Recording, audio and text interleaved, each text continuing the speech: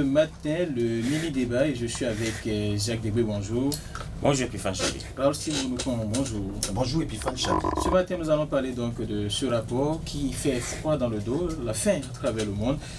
C'est des chiffres donc qui inquiètent. On parle de près de 733 000 ou millions, voilà, de personnes qui ont faim dans le monde. C'est un rapport qui fait froid dans le dos. Ça prouve à suffisance donc que malgré les efforts consentis, il reste beaucoup à faire en tout cas pour éradiquer la faim dans le monde. Il y a plusieurs phénomènes aujourd'hui en tout cas qui expliquent cette situation déplorable selon le rapport. Jacques Debré, c'est quand même des chiffres qui inquiètent. Oui, c'est un rapport de 5 organismes spécialisés des Nations Unies, publié en juillet dernier.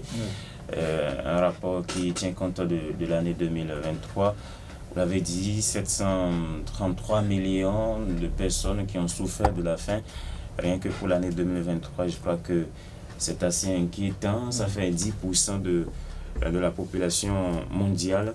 L'Afrique est le continent le plus touché parce que quand on tient compte du continent africain seulement, on tourne autour de 20% d'Africains qui n'arrivent véritablement pas à se nourrir. Bénin, bien sûr, n'est pas épargné. Vous avez vu ce qu'on a connu en termes de, qu'on continue d'ailleurs même de connaître en termes de cherté des produits de grande nécessité. Les Béninois, les populations qui dans leur ensemble n'arrivent véritablement pas à faire face aux besoins, à se nourrir, à nourrir leurs enfants.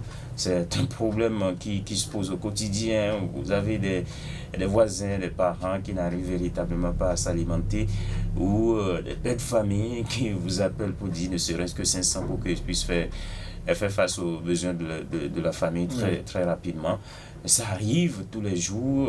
Donc, ce sont déjà des signes, des baromètres, un baromètre pour se rendre compte que la situation est assez inquiétante.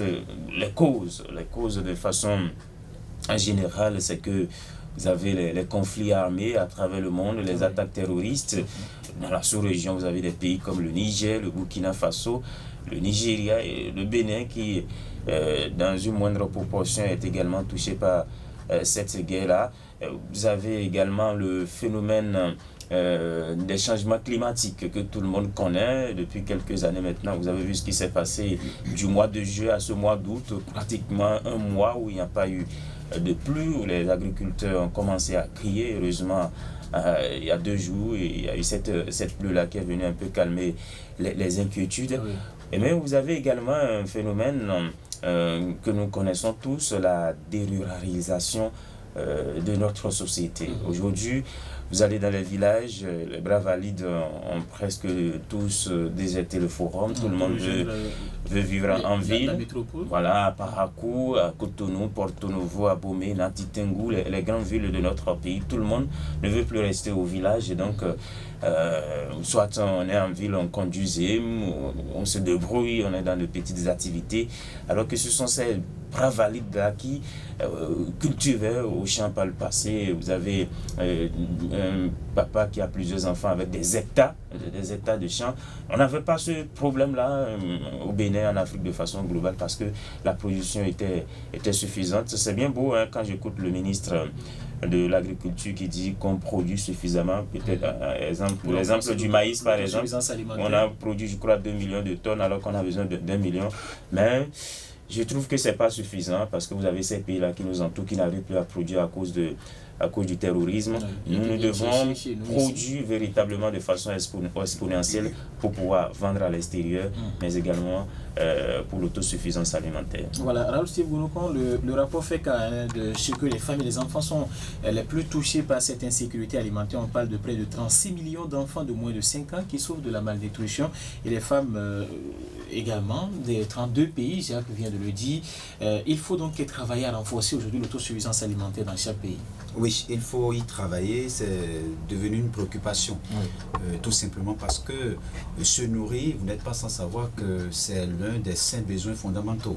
Et lorsque la question de l'alimentation n'est pas réglée dans un pays, ça suppose que nous avons encore assez d'efforts à faire.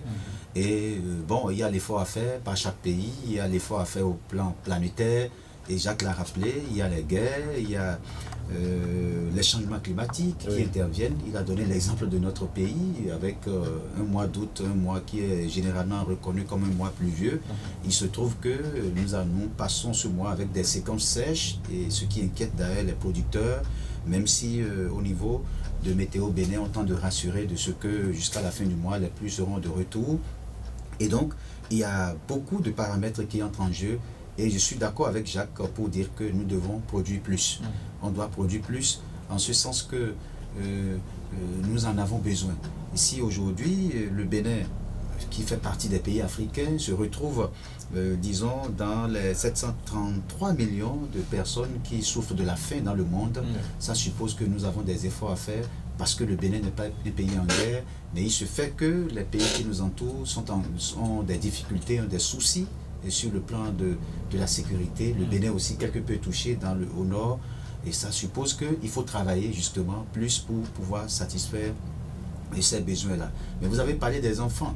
Je suis tenté de dire que finalement, est-ce que c'est les grands qui s'accaparent de nourriture et abandonnent les enfants? C'est la question qu'on se pose.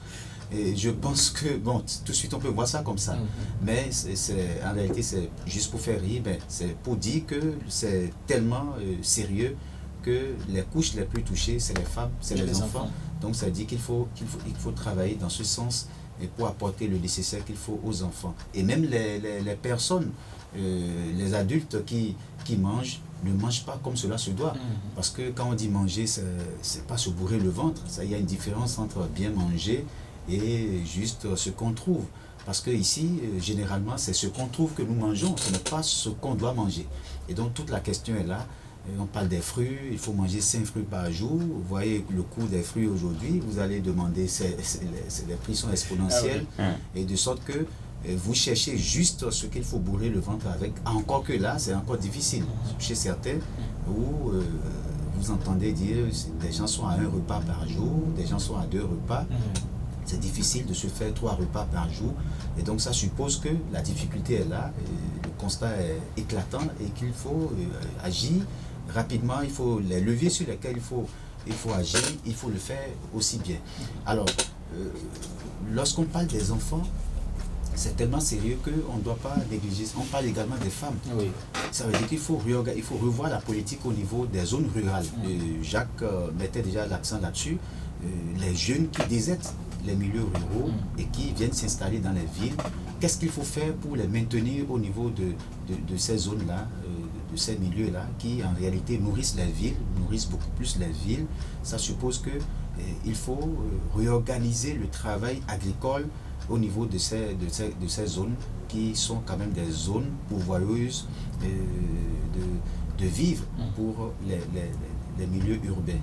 Alors, si ce n'est pas fait, et que tout le monde quitte les villages pour, disons, s'installer dans les villes, et soit c'est pour faire des médias, ou bien c'est pour... Et là, ça pose un problème.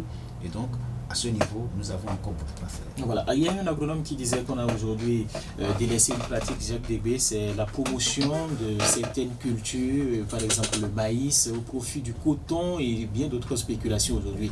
N'est-ce pas également une raison aujourd'hui qui explique cela? Bon, je crois que... Vous savez, le coton aussi, c'est aussi important. C'est une culture de rente. Nous l'exportons. Nous avons même commencé à transporter désormais. On a même été pendant plusieurs années champion d'Afrique en ce qui concerne la production de l'or blanc. C'est pas aussi mauvais. Je crois qu'on peut faire tout à la fois. En fait, c'est une question d'organisation. On doit aller devant la diversification des produits, de tout ce que nous cultivons. Je crois que c'est faisable. C'est une question d'organisation. Je crois qu'il faut quand même davantage sensibiliser, mettre en place des politiques qui vont nous permettre à la jeunesse de retourner un peu à la tête. C'est très important. C'est vrai qu'aujourd'hui, utiliser la daba, utiliser les coupes, la houe pour produire, ça ne donne pas plaisir à personne. Donc, c'est pratiquement révolu aujourd'hui. On parle de la mécanisation agricole. Et dans tout ça, il faut également éviter un peu l'utilisation des engrais chimiques. On en a parlé ici la dernière fois. Mais la mécanisation, il faut mettre l'accent sur la mécanisation afin d'amener encore un peu plus les jeunes à s'intéresser à la terre, parce que c'est assez inquiétant. Et puis Chabi, en 2022, je crois on était encore à moins de 9%. Il y a 5 ans, le taux de la famine dans le monde tournait autour de 7%. Aujourd'hui, on est autour de 10%. C'est dit que si on en reste là, si les statistiques doivent monter chaque année, d'ici 5, 10, 15, 20 ans, ça va être la catastrophe. Donc il faut tirer sur la sonnette d'alarme et qu'on puisse prendre les dispositions idoines. D'accord. Merci à vous, Raoul, si vous nous conseillez. Merci donc pour votre avis sur ce sujet ce matin. C'était le mini